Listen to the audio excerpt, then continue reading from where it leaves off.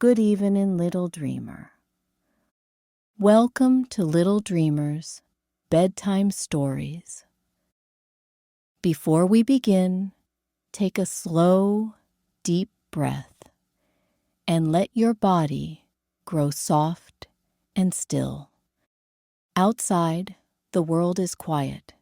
A pale mist curls through sleeping trees, and somewhere far away, a single bell rings, slow and calm. Tonight's story is about a giant who built a wall around his beautiful garden, and about how a few children and a single act of kindness brought the seasons and his heart back to life. It's a story about sharing, forgiveness, and the quiet joy that blooms when love is let in. So, close your eyes, snuggle into your blanket, and listen to The Selfish Giant.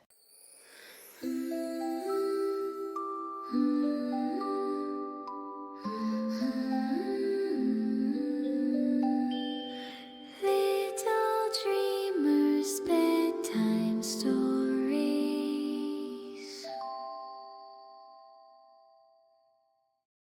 Once upon a time, in a quiet corner of the world, there stood a vast, beautiful garden. Its grass was soft and green, dotted with blossoms as white as snow and pink as dawn. 12 great peach trees grew there, their branches heavy with flowers in spring and golden fruit in summer. Every afternoon, when the school bell rang, children from the nearby village ran laughing through its gates. Their feet pattered over the grass.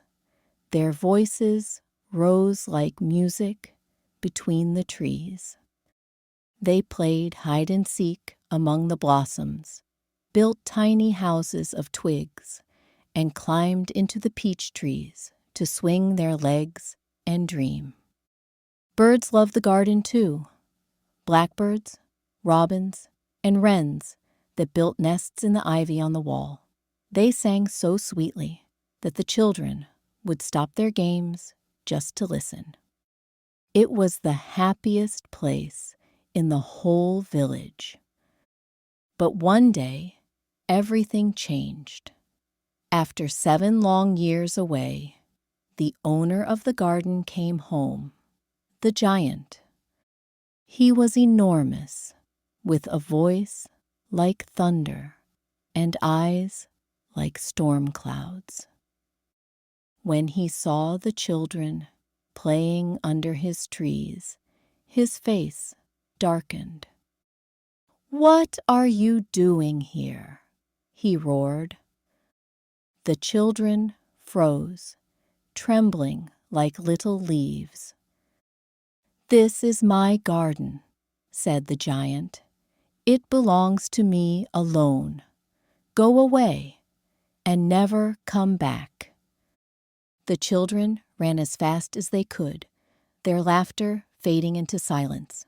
The next morning, the giant built a high stone wall all around the garden and nailed up a great sign that read, "Trespassers will be punished." He sat by his window, gazing at the peach trees, but it wasn't the same. Without the children, the garden felt empty. The birds no longer sang. The flowers closed their petals, and the sunlight seemed to fade faster than before. Sometimes, the giant thought he heard laughter in the wind and turned, hoping to see the children peeking through the gate. But there was no one. Only the whisper of leaves and the sound of his own footsteps echoing on the path.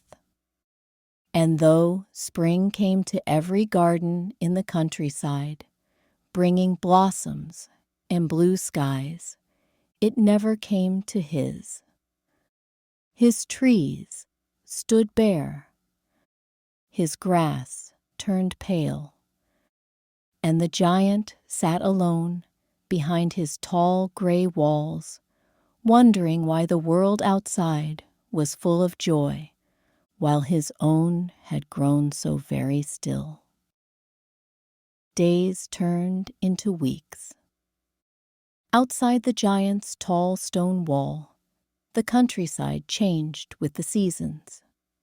Flowers opened, birds sang, and children played among fields of bright green. But inside the garden, winter refused to leave. Snow covered every blade of grass like a pale blanket that never melted. The frost painted every branch with a silvery crust, and when the morning light touched it, the whole garden shimmered cold and lifeless. The north wind prowled around the walls, howling through the cracks with a lonely whistle, and the hail came rattling down on the roof of the giant's castle, drumming without rest. The giant sat at his window, watching the frozen world beyond the glass. He could not understand why the warmth had vanished. He had built the wall to protect his peace. Yet peace never came. He missed something, though he could not name it. Even the songs of the birds were gone. Only the sigh of the wind kept him company. One morning, a single green bud dared to appear on a branch near the wall, but the north wind snapped it away with a laugh. "Not here," he roared. "The giant's garden is mine." And so the garden slept on in its endless winter, while the giant's heart grew as cold as the frost outside.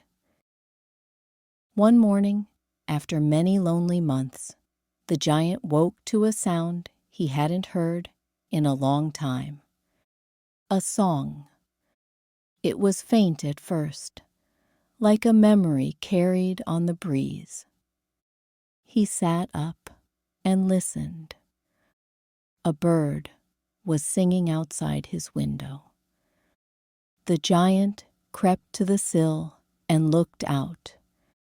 What he saw made him blink in disbelief. Through a tiny gap in the wall, a group of children had squeezed into his garden. They laughed softly, running beneath the trees that had long stood bare. And where they played, miracles had begun to happen. The frost melted from the branches. Tiny green leaves unfurled. The flowers peeked shyly from the soil, stretching toward the sunlight that had at last returned. Birds flew down from the sky, circling the laughing children as if to thank them for bringing life back to this place. In every corner of the garden, spring had come.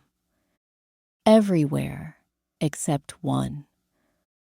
In the farthest corner stood a single tree, still covered in frost, its branches heavy and white. Beneath it, a small boy stood alone, trying to climb but unable to reach the lowest branch. The giant's heart, frozen for so long, trembled. He looked at the wall he had built, the cold stones, the sign that still read, "Trespassers will be punished." And suddenly he understood why his garden had been dead. "This is all my fault," he whispered. "I was selfish." Slowly, the giant opened the great door of his castle and stepped into the garden. At once, the children saw him and froze. Their laughter fell silent. Fear spread across their faces. They ran toward the hole in the wall, all except the little boy in the corner. The giant felt the old ache of loneliness return, but then he looked at the child. The boy was still trying to climb the frozen tree, his small hands red with cold. Something inside the giant melted. He walked softly across the grass so as not to frighten the child, and when he reached the tree, he gently lifted the boy in his enormous hands and placed him upon a branch.